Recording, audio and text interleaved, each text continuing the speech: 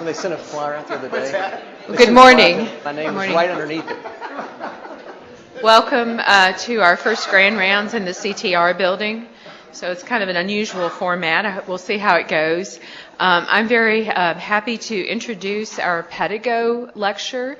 I just wanted to give a little bit of background about Dr. Pedigo. This is an annual lecture that is sponsored by the George Pedigo Fellowship Fund.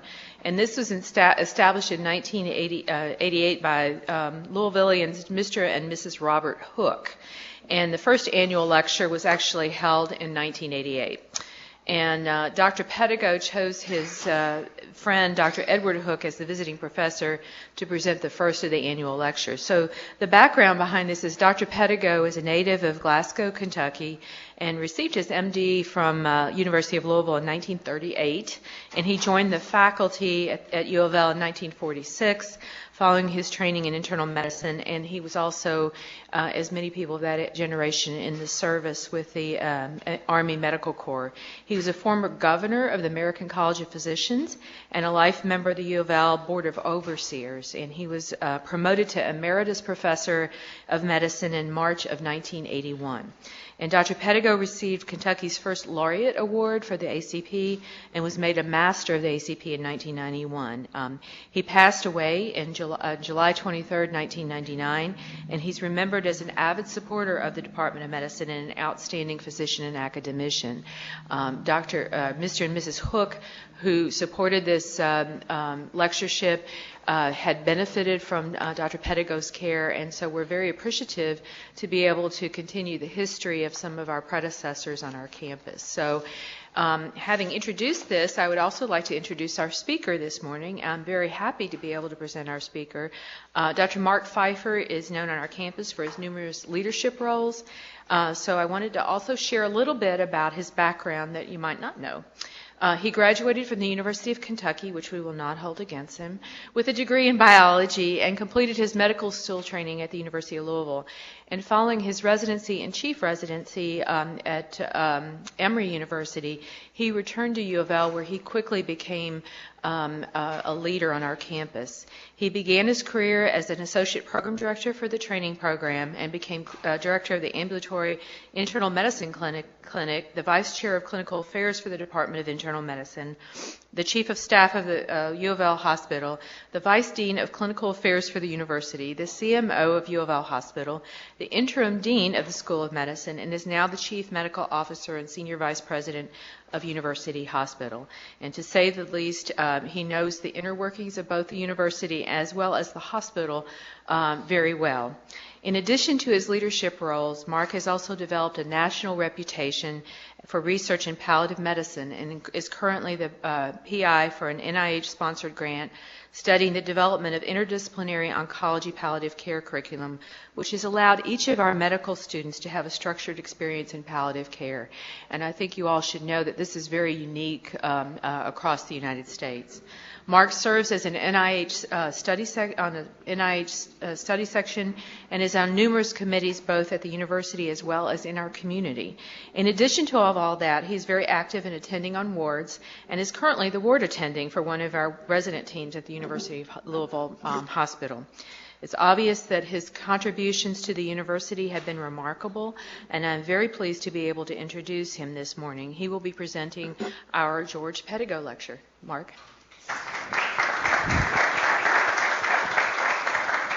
Thank you. Can everybody hear this? Thank you, Barb. And I think we would take a second and also thank Barb for accepting the permanent chief position for our Division of Internal Medicine, Education, and Palliative Care.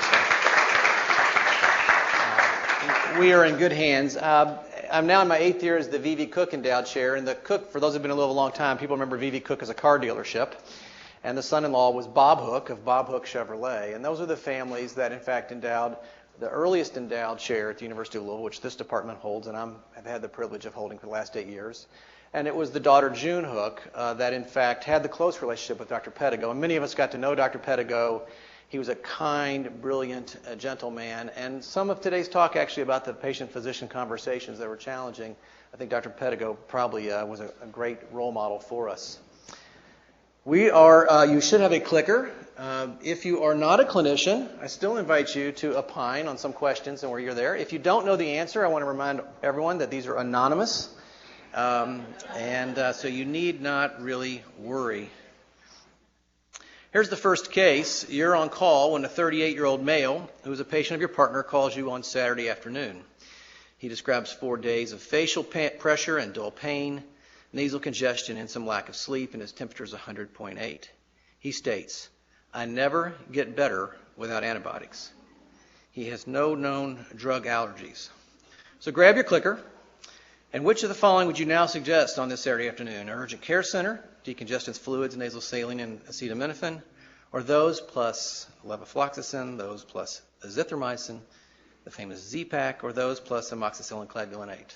So let's vote.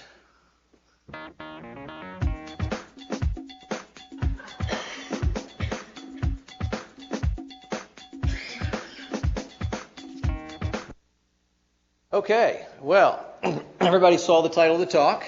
Can we stop ourselves? So that's good that you were paying attention.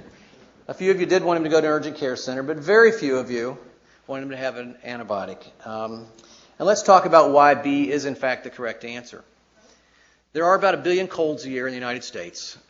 And for those people who have sinus symptoms, a very small percentage are complicated by bacterial infection. And in fact, in sinusitis, antibiotics are more likely to do harm than they are to shorten the course. In fact, you only need to treat 8 patients with antibiotics to harm one with sinusitis, where you need 18 to shorten the course. And yet, almost all patients who visit a physician with sinusitis get an antibiotic. Our problem, of course, is there are no reliable indicators of when there's bacterial infection and upper respiratory tract infections. There's no imaging, there's no lab, and there's not even a reliable physical exam finding. And so the Infectious Disease Society of America has put forth guidelines that you must have it for 10 days or have a fever for 3 days of greater than 102 with pain or purulence. There is a possible trajectory we occasionally see where someone is getting better and after 6 or 7 days then worsens, and possibly that might be an indication for antibiotics. So our patient clearly would not be indicated to get antibiotics. If so, however, it would be amoxicillin clavulanate if you're just forced to do so. A second would be levofloxacin. But in fact, because of resistance, the macrolides are not indicated. So we know the antibiotic downsides. We know about drug resistance. We know about allergic reactions, everything from severe ones to respiratory to dermatological. We know about C. diff, and we know about vaginitis. And we do know about expense. Azithromycin last year in this country, 64 million prescriptions, over 90% of them for upper respiratory tract infections. So around $600 million of this antibiotic for these infections. We know that the hospital systems in this country are dealing with about $20 billion a year in antibiotic-resistant infection expenses in general. And does anyone have some idea what the CDC said last month about realistic new antibiotics in the pipeline? 15. But, you think this guy cares? He's miserable. He's miserable, and he came to see you, and he doesn't care how many new antibiotics are in the pipeline or about resistance rates. So we feel the patient pressure, and this must be why, in fact, almost all patients with sinusitis seeing a physician get something that would be of low value. They have expectations. They didn't come to you to get salt water that they could get over the counter. They have an experience. Every time they've had sinusitis, they have gotten better, and they have been on an antibiotic because they've never not been on an antibiotic. They're desperate to feel better. The internet is added to this. Do you know there's some sinusitis that can go through the back of your sinuses and give you a flesh-eating bacteria to the base of your skull? It's true. And they don't think saline is going to help this. There is a literature beyond the scope of today's talk about how to deal with patient pressure, and it's pretty interesting if you get a chance to look at it. One is to, in fact, share the data, like data I just shared with you. Another is to share your experience with patients who have symptoms or signs or diagnoses such as theirs. You can call higher authority and say here's some panel expertation, the American College of Cardiology suggests, or the Infectious Disease Society of America. When it comes to describing harm to them, don't think that they're going to think about societal harm, but perhaps a poster of Stevens-Johnson syndrome in your office might say that would be a reason that I'd want to maybe not take an antibiotic every time. I think one thing we don't often do, when we say no antibiotic or no whatever the treatment would be, they take it as, you don't really think I'm sick. They are sick. They're really sick. So affirming that they feel lousy, and then giving a plan. If this happens, then that. If your fever, if this gets worse, it's another 5 days. That little cough after upper respiratory tract infection averages 21 days. And at day 10 or 14, no one can think about 21 days. And then also just not thinking that they're abandoned and that you're here. Interestingly, this study, which was done in both in New York and California, sent 298 standardized patients that were trained into do covert audio recordings with primary care physicians, 152 offices. One of the roles the standardized patients played was those with signs and symptoms of clinical depression, and the others had none of those. Patients that requested antidepressants got them 43 times the rates that those that didn't, and it had nothing to do with the signs and symptoms of depression or lack thereof that they presented with.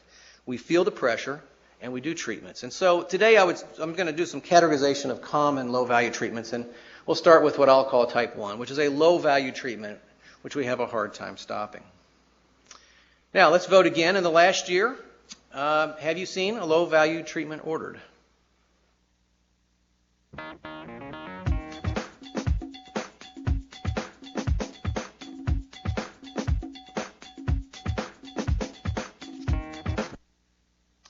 Okay. Well, the honesty is profound, including me. A few of you have never seen it in the last year or recognized it. But this can go from the scope where I started, which was sinusitis in an outpatient setting, all the way to what we know the other end, intensive care for someone late in life with advanced disease and really very little hope of survival and aggressive care going on. And that all can be the spectrum of low-value care. But it looks like we're regularly seeing it, and so the question is going to come in our discussion today, what possibly might we be able to do about it? A second case, so grab your clicker. 64-year-old man is in your office a week after hospitalization for a COPD exacerbation. He's had 8 hospitalizations over the last year for this. He's on the standard tiotropium, budesonide, formoterol, MDI, the metered dose inhaler, albuterol as needed, and he is tapering his prednisone right now. So the question is, to break this cycle of hospitalizations, which of these followings do you suggest? Continuing on a steady dose of steroids at $10 a month, a mini-neb at home, $64 a month, or Flumilast, $256 a month, or monocloclast for $29 a month. And you can now vote.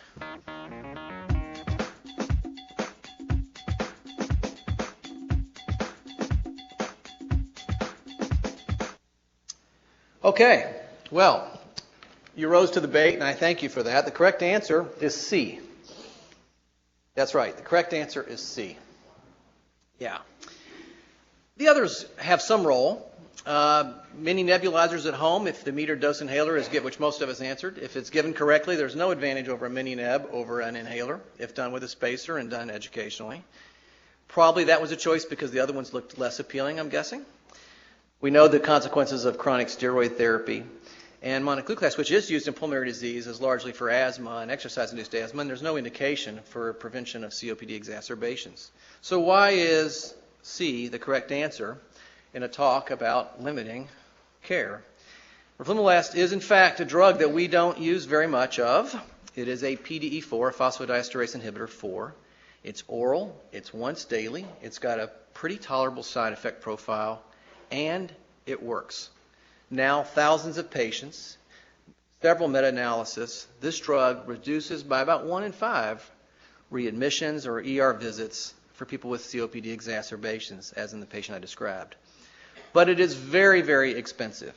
$256 a month times 12 months, and oh yeah, he's on all those other medications already. So this type of low-value care, I would say, is when we're limited due to fragmented payer structure.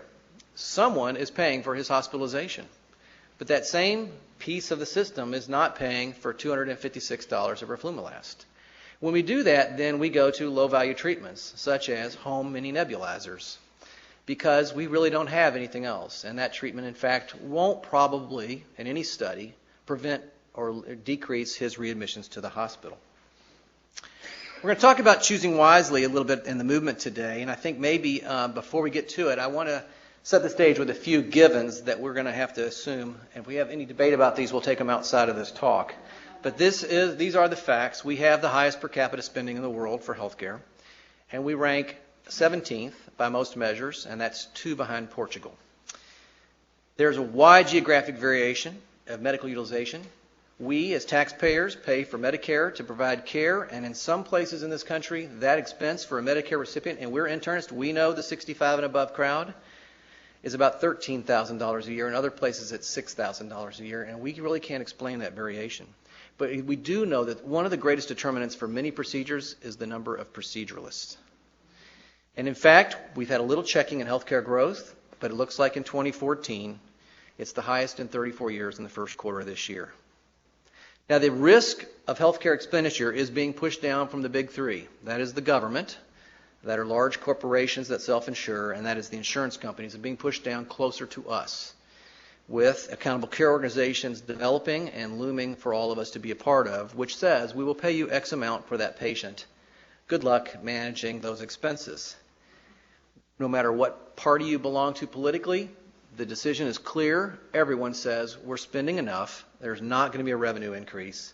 And all of the focus in health systems across this country and in practices should be on expense control. And all of us got our Medicare 2012 visits and payments released last month to the internet. You can go to the Washington Post and look up your own name. I did. We are being measured. Transparency is here, and how much we do and how much we spend is with us. Why are we more expensive in this country? It's volume times cost. We do pay hospitals more compared to other countries. We do pay us more than other countries, and our pharmaceuticals are much more expensive. And we do more. And the question today is, why do we do more? And is everything we do more of high value? A couple of points. It is not because of our aging demographics. It's not because of our poverty. And it's even not, according to the nonpartisan Congressional Budget Office, due to malpractice. Is obesity, are we a fatter country? We are. It's about a 12% factor in their judgment. But the biggest drivers are use of technology and expensive pharmaceuticals. So let's vote. What's your understanding going in of the Choosing Wisely campaign?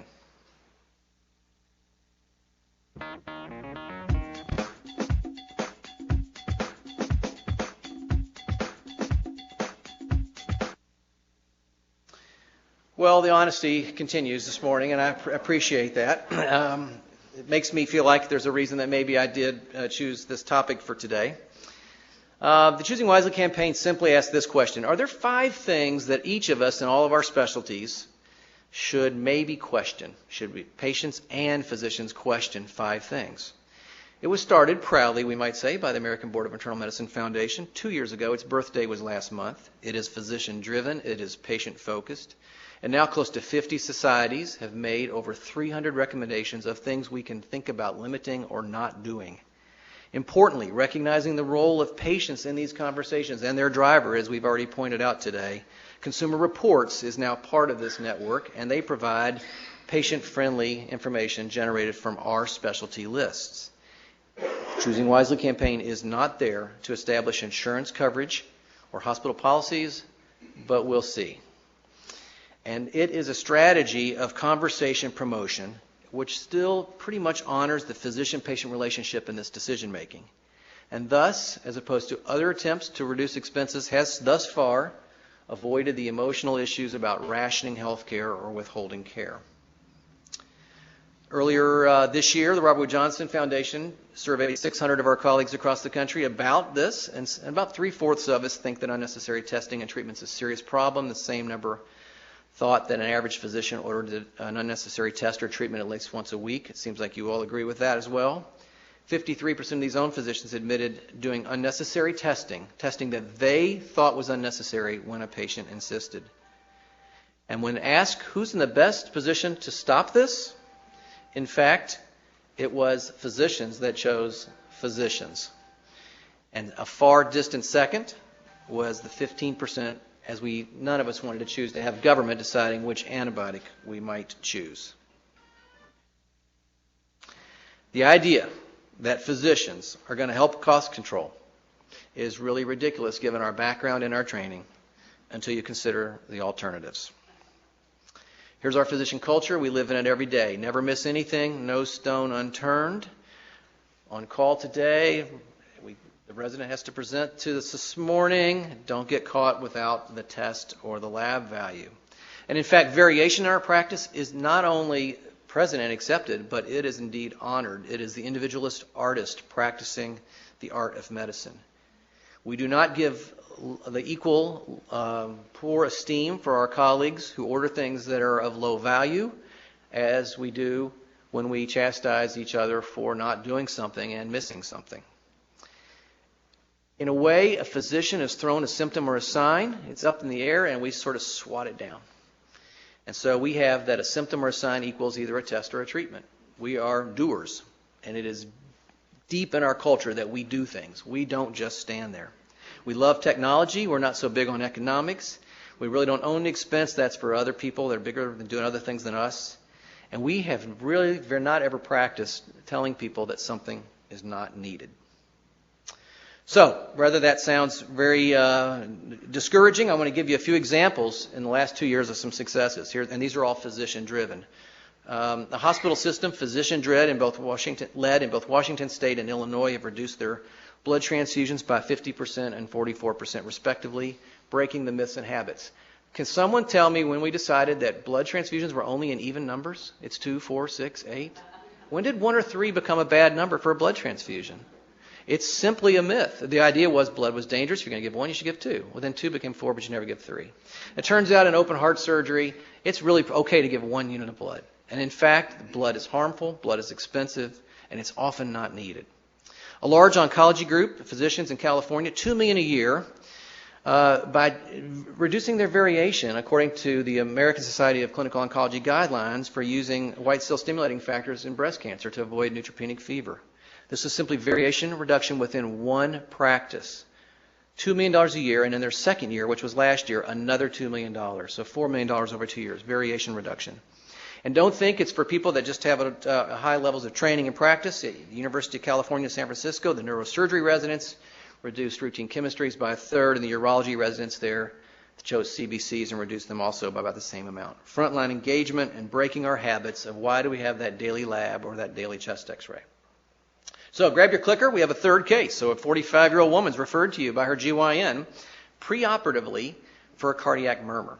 Patient has no cardiopulmonary symptoms, exercises 3 to 4 times a week without limitations. Hysterectomy is planned for abnormal uterine bleeding. And on exam, you confirm a grade 2 mid-systolic murmur without radiation. There are no other findings, and an EKG is normal. So, preoperatively, what do you suggest?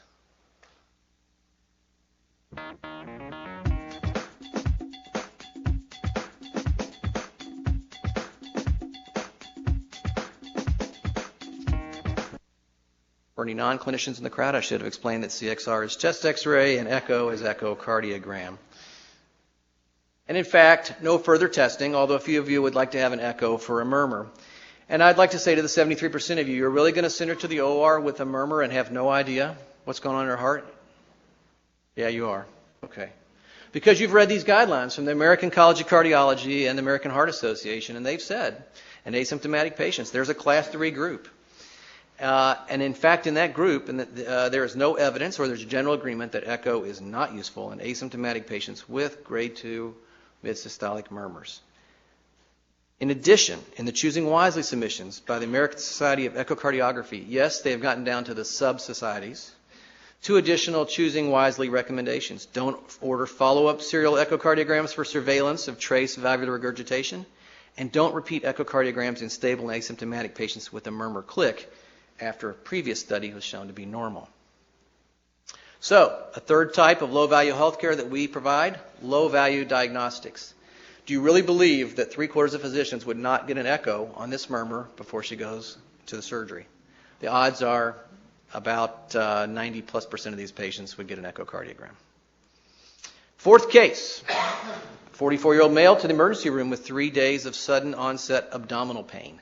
Pain is generalized. There's no emesis or diarrhea. Exam, diffuse abdominal tenderness, otherwise normal. documented history of renal stones in his last episode 2 years ago, and his urinalysis shows a couple of white counts, some white cells, and no RBCs, and all their lab is normal. And so the question is, which of the following diagnostic tests is the test of choice to rule out renal stones in this patient? You have to answer now.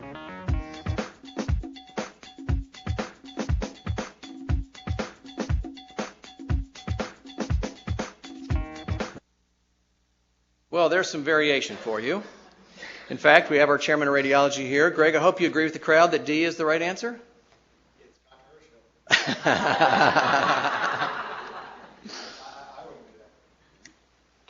Well, you'd get an ultrasound. Well, in the internal medicine literature, which you can look up today, they tell us at least, maybe you should update them, that the test of choice for a renal stone is in fact a non-contrast helical CT scan. But abdominal plain film had a role at one time. Will yield a little bit. IVP, no one really was too crazy about, a few of you. MRI would be helpful in the abdomen for some things, but not really for a renal stone. So, on those 5 tests, take one more look at them, and then answer this question. Which of the following best describes you? I know the approximate cost of almost every test and treatment I order. I have a general sense of what's expensive and inexpensive. I'll admit I order some things when I do not know the approximate cost, or I'm pretty much clueless as to what things cost. So go ahead and vote.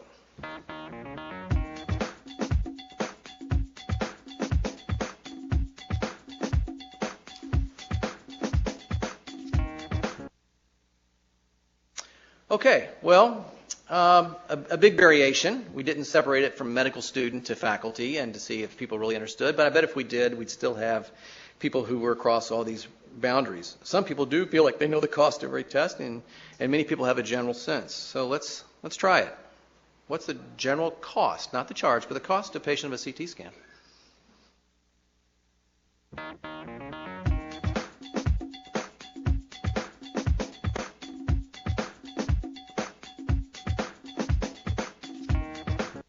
Okay, well, we don't really know, do we? Turns out a CT scan at our hospital, including the technical fee and the professional fee, is less than $500. About $440 on average. And the diagnostic testing in the maternal medicine literature, Greg, at least, is for a non-contrast CT. So we... You said that's a cost. What's the charge? Oh, the charge would be in the thousands. Yes, yeah, exactly.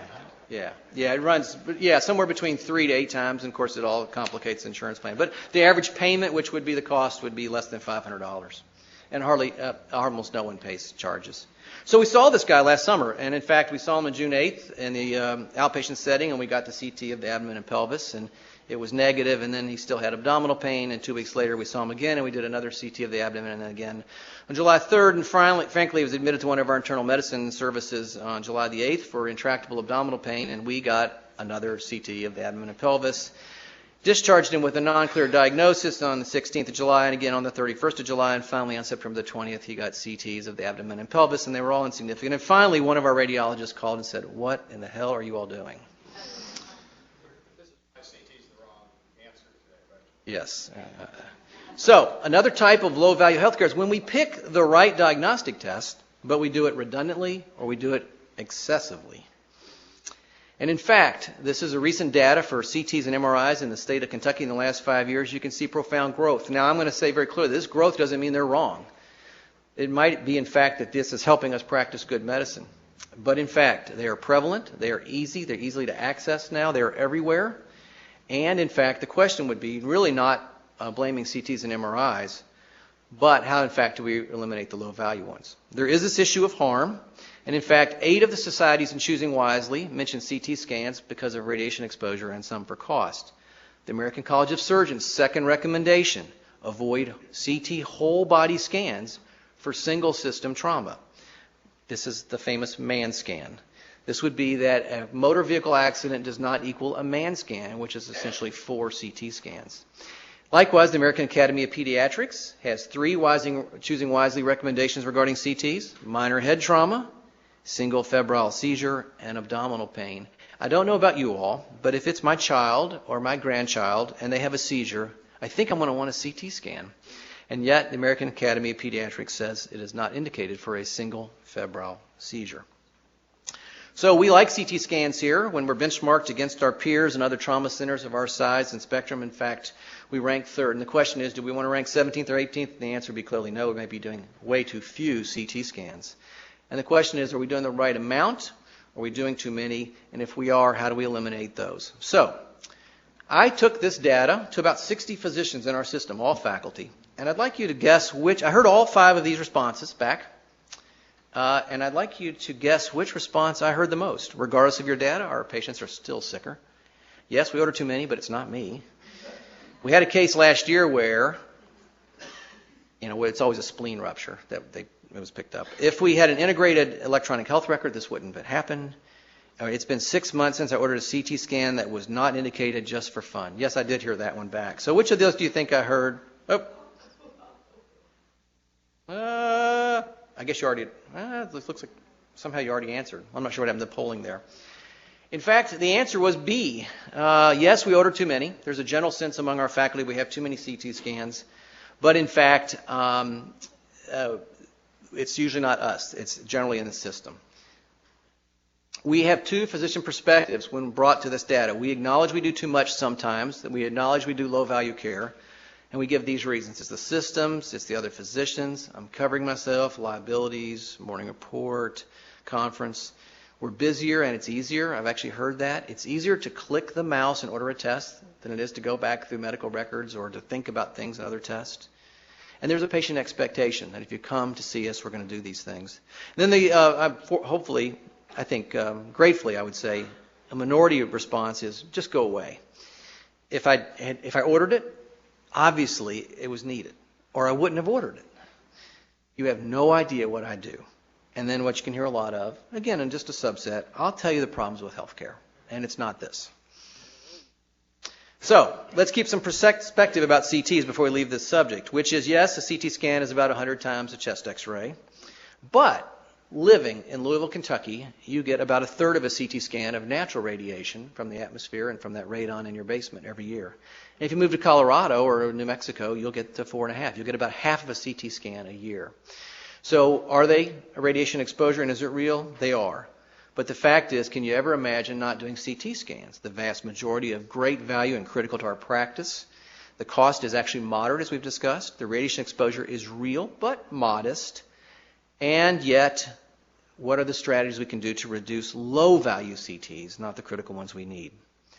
Well, this is not anything that you haven't already thought of. Are there recent studies already done, which we failed on that gentleman last summer? Are there outside studies that were done, that were acceptable and are available? Is there another test instead, like ultrasound? And do you need to have everything with and without contrast? When I ask the residents about using with and without contrast, it's usually because they don't know which. Our friendly radiologist would not mind getting a call to get some advice on whether it actually literally is, of course, 2 CT scans and doubles the radiation exposure. And back to our patient with the 7 CT scans last summer. Do we think that the normal CT reassured him? No, because he still had abdominal pain. It may have reassured the person that was seeing him. A 5th case, so grab your clicker. A 52-year-old woman, 50 pack years of cigarette smoking, is worried about lung cancer, as she should be. She stopped smoking 3 years ago, and she read a report about screening for lung cancer with a CT scan. Would you recommend a low-dose screening CT in this patient?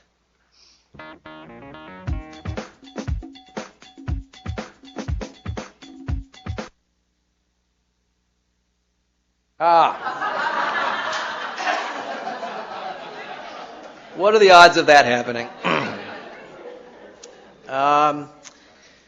Well, the National Lung Cancer Screening Trial was stopped early because the fact is that low-dose screening in a certain populations, in fact, reduces mortality in these patients. And it's true for men and women, so it would affect our patient.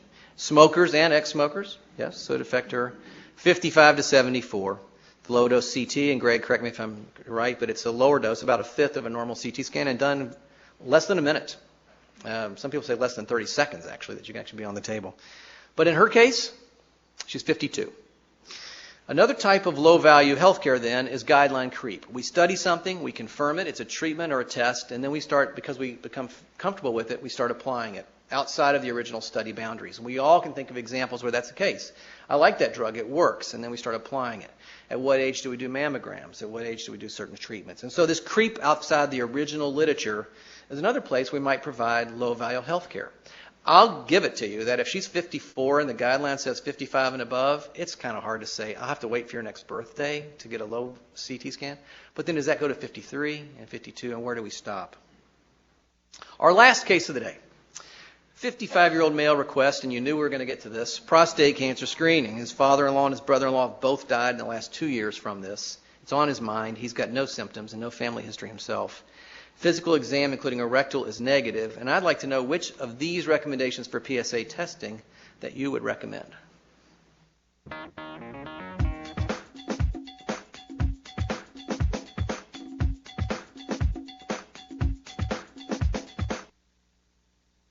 Well, no PSA testing. Although there's a significant half of you that would do some PSA testing at some time. And in fact, it is not surprising that we have a variety of answers on this question. We all are pretty familiar with the dilemmas around PSA testing. It detects largely late disease. 2 out of 3 patients with an elevated PSA, in fact, do not have prostate cancer. And that leads to invasive testing. For those who are here that are not clinicians, the follow-up testing generally is a transrectal ultrasound with 12 biopsies taken across that wall into the prostate gland. Not of no consequence. And yet, prostate cancer is the number 2 killer of men from cancer, behind lung cancer. Most prostate cancers are in fact indolent or, quote, harmless. And by harmless in this case, I would mean that they don't affect mortality or morbidity. And most of us live with them fine and never would know about them, and we would die of something else. And based on that information, the United States Preventive Services Task Force says that we recommend against PSA testing because it in fact causes more harm than good. This is, however, very controversial. The urologist did not weigh in with that recommendation and said you should have a conversation. American Cancer Society likewise says that as well. The question is getting a screening PSA considered a low-value practice? And if it is, if the United States Preventive Services Task Force says it is, can we stop ourselves? So I put this into type 6, the last type I'm going to talk about today, which is that this is just a lousy test. And there are several lousy tests that we've become very familiar with that we keep in our pocket, that we use every day. We think of them as 100% sensitive and specific, but it's really because we don't have a better test and we have a sick patient. And so is it no screening for prostate cancer? Is it just the rectal exam, which misses most? And so we start doing some things that you might call low-value health care, lacking better diagnostics or treatments. Historically, as physicians, then, we judge each other and we judge ourselves on quality. And the question is, do physicians really look at cost as a feature of good practice? Cost is so big. Insurers, government, manufacturers, health insurers. I'm just a physician. I'll focus on what I do, which is give the best care I can every day. The question comes to us, then, in our profession going forward. If it's not cost, could we at least champion value? Do we see it as our job, then, to have some impact to bring value to medical care and inevitably rein in cost? You saw from the survey earlier this year that most physicians believe it's only physicians that, in fact, can weigh on that. Value is, in fact, quality, which we focused on, divided by cost, which we have historically not focused on. I'm going to share just a little bit of data about University Hospital because I can. Our expenses are very simple. It's mainly people, and in the people category, more than half of those are nurses. And we also buy drugs and supplies that make up about 25%, over $100 million a year here. And everything else, including $16 million a year for our residents' salaries, for the people who cut the grass, to pay for water, and those 4x4 gauzes, everything else makes up the rest, and it's pretty much an untouchable amount. So we're left to focus then on drugs and supplies. Well, in the last year, as you well know, we have in fact worked diligently to try to reduce and give a higher value health care, if we can, by reducing hours worked. These are the hours worked at University Hospital have dropped 12% in the last year per adjusted admission. And by adjusted admission, it's severity adjusted. During the same period of time, a 26% increase in our supply and drug cost. And this is where physicians, if we choose to, might have a role in bending the curve. Is anyone watching us? I'd like you to become, if you're not already familiar with this acronym, the MSPB. You're going to be living with it. It's the Medicare spending per beneficiary. And right now, all of us are getting a number on what we spend and what they think we should spend. And it's coming to physicians soon. At University Hospital, you can see our rating is not great. In 2012, we spent a little bit more than would have been predicted for our Medicare beneficiaries in providing them their care. Nationally, you can see that a 50th percentile hospital, in fact, was a little bit below what you would expect. And you can see that the top performers there are spending only 88 cents on the dollar. But we're a teaching hospital. It's more expensive, right? So on the right, the Council of Teaching Hospital profile shows that, in fact, teaching hospitals do spend more. But even the 50th percentile hospitals are below 1.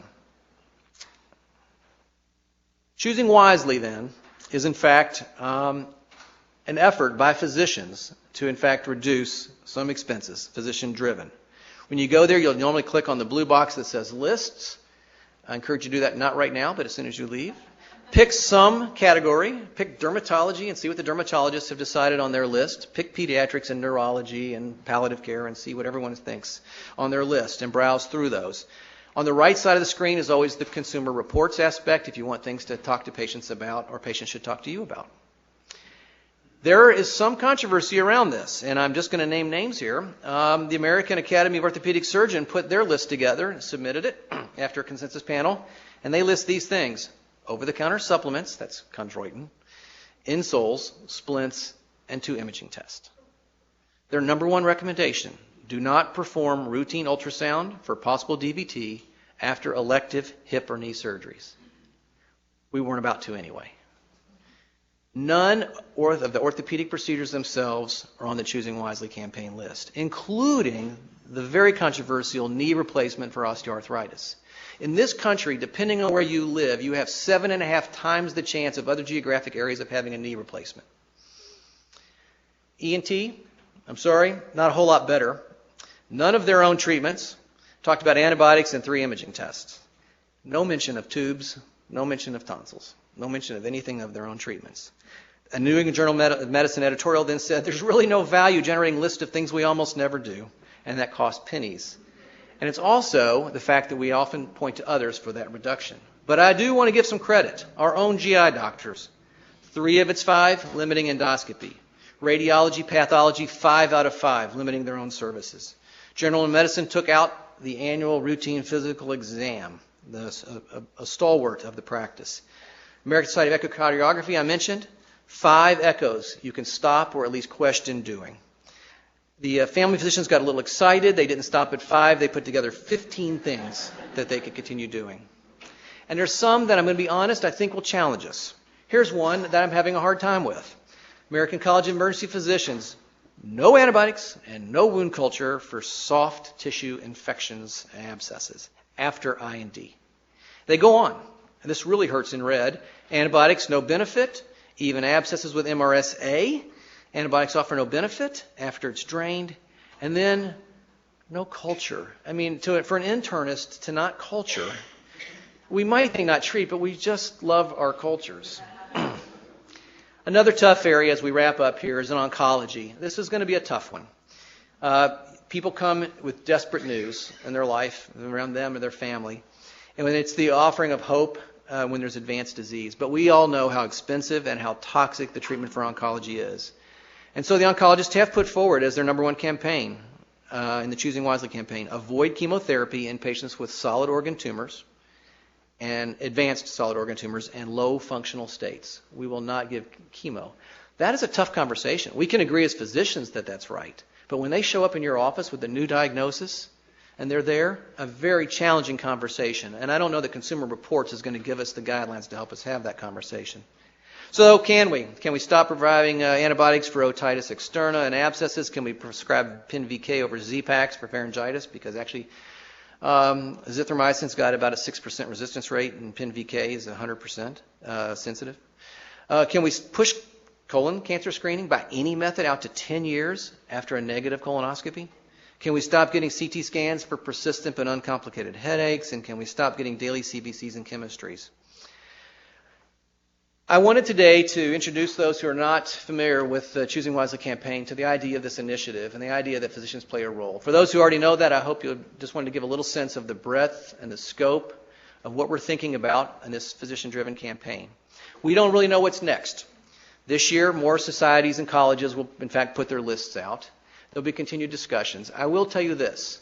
Almost any meeting and any specialty you attend will now have sessions on low-value care. Next month in Chicago for the annual meeting, 25,000 oncologists will gather. I looked at the agenda, 5 sessions on reducing cost in oncology care. It is part and parcel. The question is, can we see ourselves as professionals living in a role of cost control? And what are those issues? I have one last question for you. This presentation was eloquent and thoughtful, possibly the best grand rounds of the year. I'd ask you to vote. Thank you so much.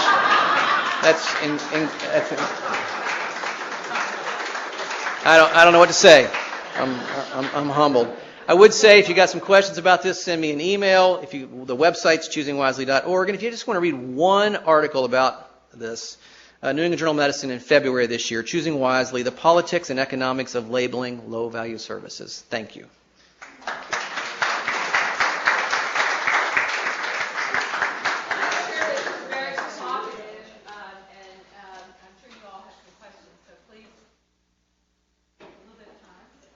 Tried to leave 10 minutes.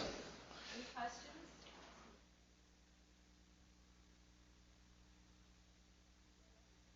Peter. I always consider myself a physician, and I would even talk to my patient about the test. I would only be doing this for medical legal reasons. If this one case, you're always something's always gonna happen that you never expect. You're sued, but one lawsuit will ruin your career. What are the people that are thinking about this saying about the role of malpractice? So the question's about malpractice and what this means. I think it's a great question. The question then would say that we would never be wrong or never have something go wrong. And that is what was beat into our culture, but that it's an impossible standard for any of us to live by. That we would always do the right thing every time with exactly the right test, with exactly the right treatment, and hopefully the right outcome. And that's our culture, in fact. There's no room for real human error. And in fact, patients expect that from us, and we try and strive for that. There will always be malpractice. The question is, will these guidelines actually be of help? If, in fact, you do not order a test, if, in fact, you do not order a treatment, can you now look for a consensus panel in a national program and have some coverage on why you didn't do that? Why was it not a good idea to do that? And, in fact, for the first time, physicians are coming forward with things that we can stop doing. I think it's going to be of help for malpractice and not a harm in that way. And to practice, in all of those of us who have done this a while and have the gray hair, it's a hell of a way to practice to be worried about that in every type of case you do. You just have to live with some of that all the time, or you practice a type of medicine that usually becomes pretty distasteful. Yeah, Ruth. I would have to say I've had a complaint against you.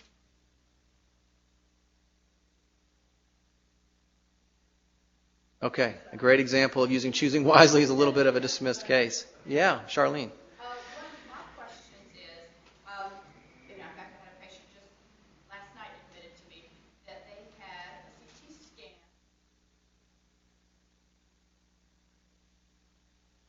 covered, and I think that happens quite frequently. How do we do that cost calculation so that the hospital will help have staffing for the preferred test?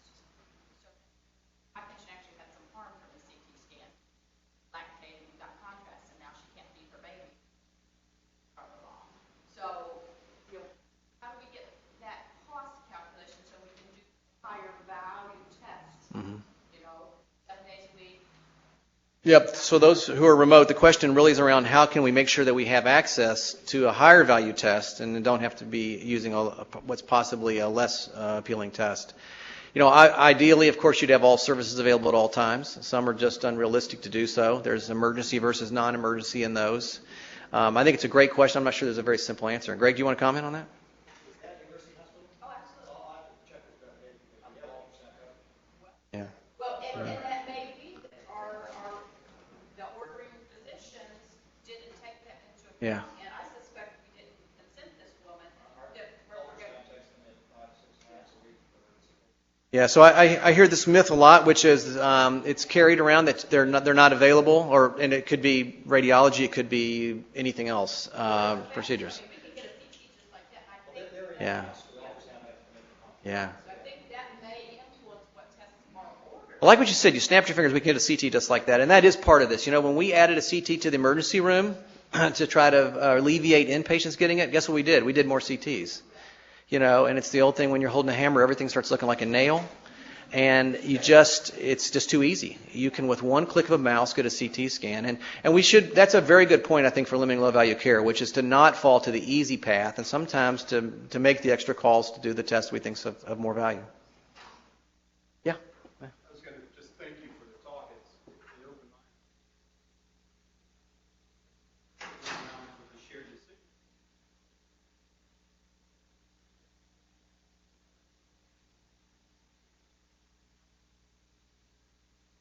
Yeah. And we have to admit that we have to.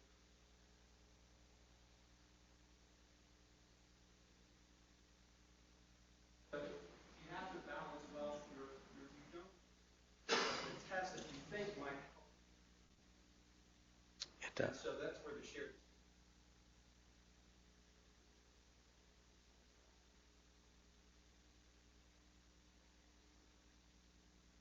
Yeah. Particularly string gastric. Yeah. Thanks. Nancy and then Glenn.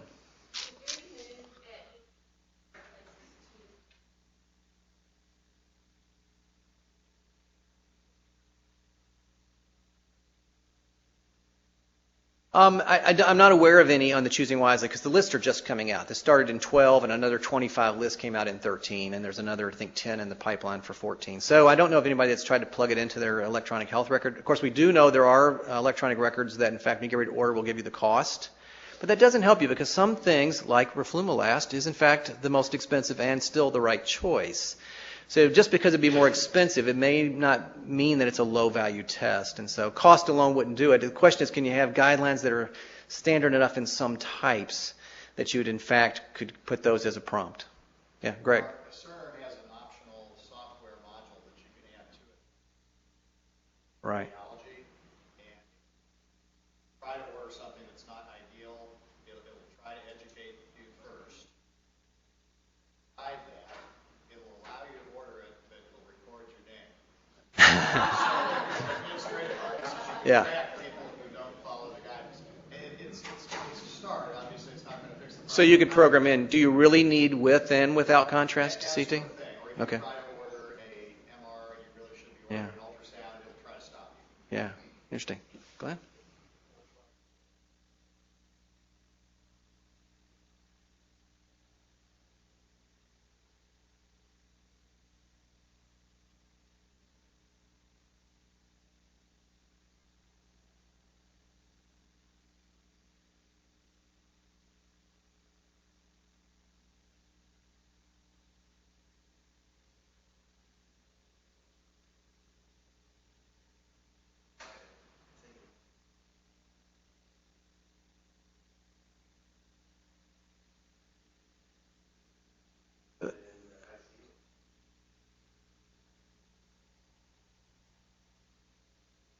Yeah.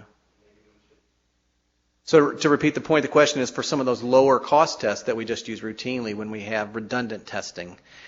I have to admit that I look to the troponin first. The CK, maybe I see it, maybe I don't. If the troponins are negative and the case has settled itself and I don't have other issues. And yet I will see in the lab on the screen the CKs are ordered. So it's a good example. I think there's a lot of examples. And in fact, what I would actually just challenge everybody to do in the next week, try to see or have a conversation with each other about one thing you think you're doing that you wouldn't need to do both of. On my team this week, we've had this conversation about trying to do that. It's not easy, but promoting the conversations does get to those things where somebody say, why are we doing CKs? I mean, we're going to try to emulate the UCSF residency program on quality and performance starting next year, where they're incentivized to, in fact, generate residency-based quality measures. We're going to pilot it in 2014-15.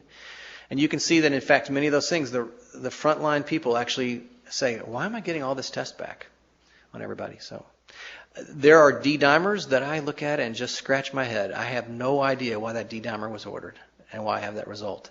And now it's maybe borderline, and I'm off to a CT scan, and am I? How do I stop that? So maybe time for one more question if there is one. Okay. Thank you, Barb. Thank you all.